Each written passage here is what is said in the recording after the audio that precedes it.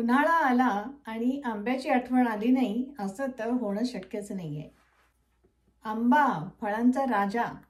तर जाणून घेऊया आज या व्हिडिओमध्ये की डायबिटीजमध्ये आंबा खाऊ शकतो का आणि खायचा असेल तर तो कसा खावा.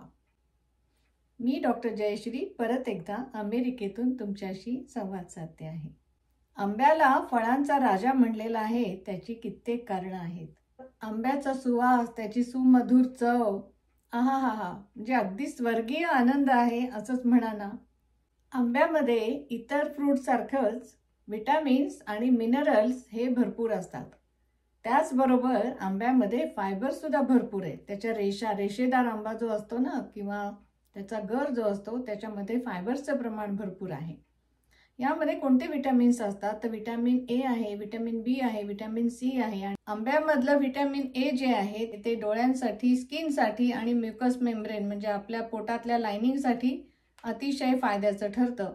तसंच त्यामधलं विटॅमिन सी मुळे आपली इम्युन सिस्टीम स्ट्रॉंग होते आणि शरीरातले टॉक्सिन बाहेर काढण्यासाठी अँटीऑक्सिडंट सारखाही त्याचा वापर होतो. त्याचं फायबर कंटेंट चांगलं आहे त्यामुळे पोटासाठी ते खूप चांगलं आहे. तसंच त्याच्यामध्ये जे मिनरल्स आढळून येतात, कॉपर आहे, मॅग्नेशियम आहे, ॲक्च्युली त्याच्यामुळे ब्लड शुगर कमी होण्यासाठी मदत होते. पण ऑफकोर्स ते प्रमाणात खाल्लं तर.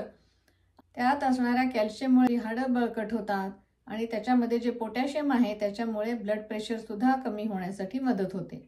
विटॅमिन बी ची तर असंख्य फायदे असतात शरीराला. ब्रेनच्या हेल्थसाठी आणि नर्वस सिस्टीमच्या हेल्थसाठी सुद्धा ते खूप उपयोगी असतं. म्हणजे एका आंब्यामध्ये एवढे सगळे गुणधर्म आहेत. तर साधारण 165 ग्राम आंब्यामध्ये म्हणजेच साधारण 1 कप आंब्यामध्ये 99 कॅलरीज असतात, 25 ग्राम कार्बोहायड्रेट असतात आणि 1.4 ग्राम्स प्रोटीन्स असतात. 0.6% फॅट आहे आणि आपल्या डेली रिक्वायरमेंटच्या तब्बल 60% यामध्ये विटॅमिन सी आढळून येतं.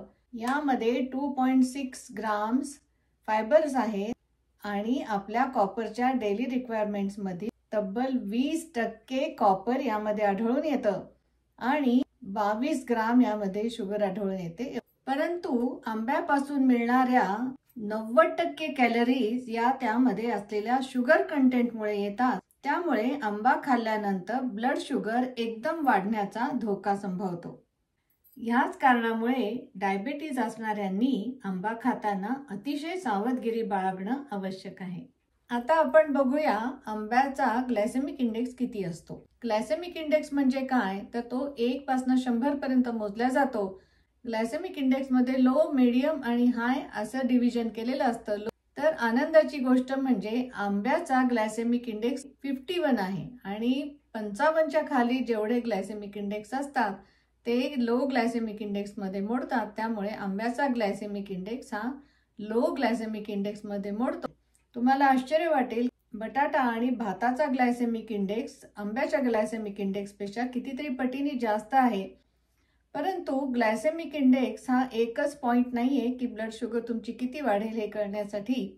याचबरोबर तुम्ही किती क्वांटिटीमध्ये आंबा खाल्ला आणि कोणता आंबा खाल्ला आणि कोणत्या स्वरूपात आंबा खाल्ला हे सुद्धा अफेक्ट करेल तुमची ब्लड शुगर किंवा ब्लड ग्लुकोज किती वाढेल हे ठरवण्यासाठी.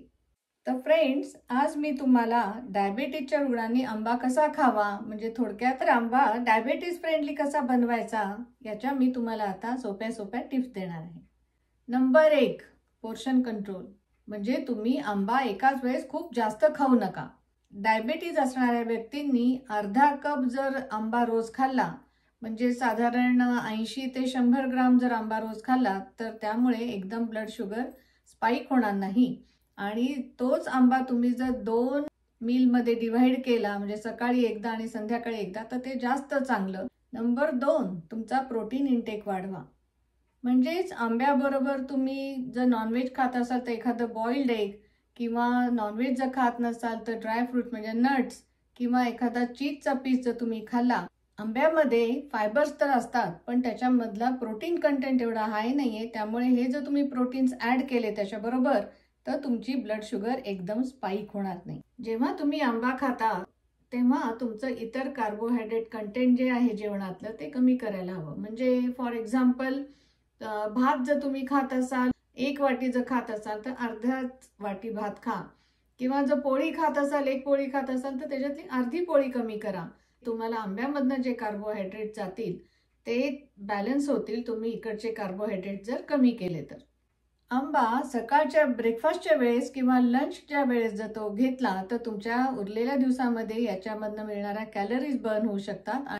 नंबर 5, तुम्ही आंब्याचा रस खाऊ नका. तुम्ही आंब्याचा जर ज्यूस केला तर त्याच्यामधले फायबर्स निघून जातील आणि ते कॅलरी डेन्स फूड होईल. त्यामुळे जास्त कॅलरीज तुमच्या पोटात जातील आणि ब्लड शुगर किंवा ब्लड ग्लुकोज तुमची एकदम क्विकली वाढू शकते. आणि ती जर आमरस पुरीचा तुम्ही बेत केला किंवा आमरस आणि पुरणाची पोळी तर ओ माय गॉड, डायबेटीजसाठी हे अगदी नो आहे. त्यामुळे आंबा त्याच्या नॅचरल फॉर्ममध्ये खाण्याचा प्रयत्न करा.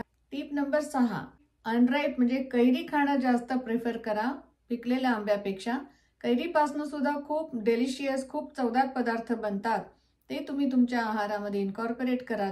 टिप नंबर 7, जास्त फर्म असलेला आंबा निवडा. जास्त पिकलेला मऊ पडलेला जर आंबा निवडला तर त्याच्यामुळे तुमची ब्लड ग्लुकोज जास्त स्पाइक होण्याचा धोका असतो. आणि तुम्हाला सगळ्यात आनंदाची गोष्ट मी सांगते, आपला सगळ्यांचा आवडता जो हापूस आहे, हापूस आंबा आहे अल्फान्जो, त्याच्यामुळे ब्लड ग्लुकोज जास्त वाढत नाही. तसंच आंबा खाल्ल्यानंतर तुम्ही एक्स्ट्रा एक्सरसाइज करायला विसरू नका. म्हणजे तुम्ही जर चालायला जात असाल तर थोडेसे अर्धा तास एक्स्ट्रा वॉक करायला विसरू नका. सकाळी जर आंबा खाल्ला असेल तर त्याच्यानंतर वॉक करायला जा. दुपारी आंबा खाल्ला असेल तर त्याच्यानंतर एक अर्धा तास वॉक करायला जा. अशा तऱ्हेने तुम्ही जर 30 मिनिट्स एक्स्ट्रा एक्सरसाइज याच्यामध्ये इन्कॉर्पोरेट केला तर जो तुम्ही आंबा खाल्लेला आहे म्हणजे थोडक्यात जे हाय कॅलरीज तुम्ही खाल्लेले आहेत ते बर्न होण्यासाठी मदत होईल. तर फ्रेंड्स, आज मी तुम्हाला डायबेटीजच्या रुग्णांनी आंबा कसा खावा म्हणजे थोडक्यात आंबा डायबेटीज फ्रेंडली कसा बनवावा हे सांगितलेलं आहे.